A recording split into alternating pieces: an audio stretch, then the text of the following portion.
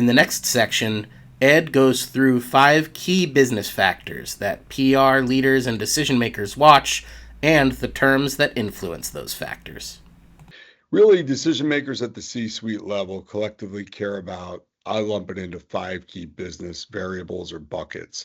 And communicators should always keep these in mind in your day-to-day jobs. They include revenue growth. First and foremost, leaders need revenue growth, whether you're a private or a public company. If you don't have growth at a certain point in time, you go backwards. Um, and it's the center of most every decision that they look at usually. If you can connect your work to how the company brings in more sales revenue and money, you'll always have a seat at the table. It's important to stay close to senior sales or business development executives within the company so you can understand both how sales is doing from their perspective and what direct and indirect strategies, approaches, programs impact sales and are important to them and their bosses at the top.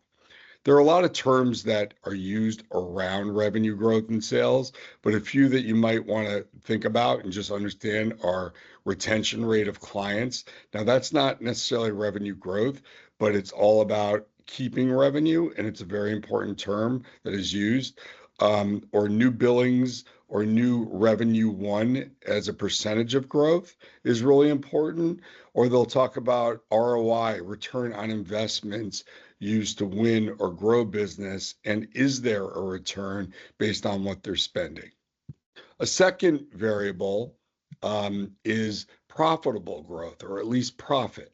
They care about sales, but more importantly, what matters are sales that are actually profitable. In many cases, C-level executives might refer to profit as EBITDA, which is, and that may be the first time you've heard of it, earnings before interest, taxes, depreciation and property, and amortization.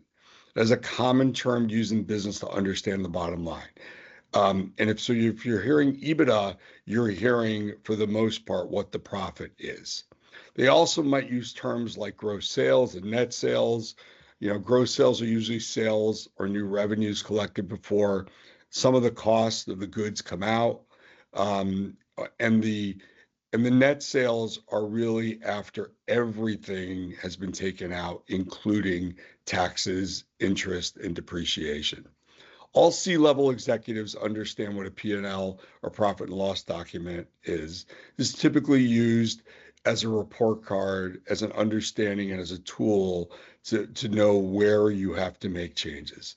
The P&L document, which I'll talk about in later videos, really provides a snapshot of total revenues, and that's the important thing. It looks at costs in buckets so that the CEO and CFO can understand how they're doing at that level.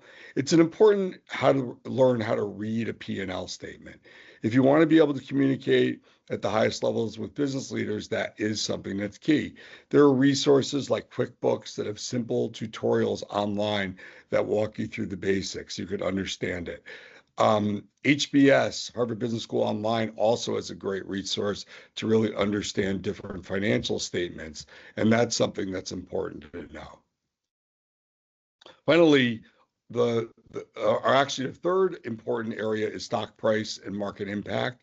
And for public companies, stock price clearly matters because their executives and their shareholders make money based on that. Leadership teams pay really close attention to this. And I would say that most company business leaders' stock price is the number one thing that matters. Reading the Wall Street Journal or following CNBC, just understanding stories and strategies for what companies do to raise stock prices and how important public relations usually is within that is very important for you to understand. Terms you might hear around stock or valuation, meaning what is the company actually valued at in the market right now by analysts? Market cap. What is your cap to the market that you have? How many millions or billions of dollars is that? Or float, which means how much stock out there is open and can be bought.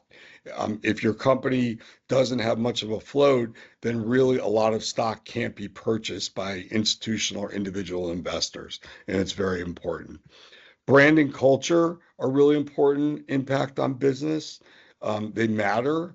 I think CEOs are smart enough to understand that culture is really important to how it's going to drive a team or many teams on building revenues or keeping clients or keeping costs down. Retaining people is also really important. And that brand, both in terms of how you win new customers or partners or bring employees, is also really important. And most agencies usually and companies might spend upwards of 5% of their overall operating revenue on marketing. Consumer companies will spend even more than that. They could spend 10 to 25% of their revenue.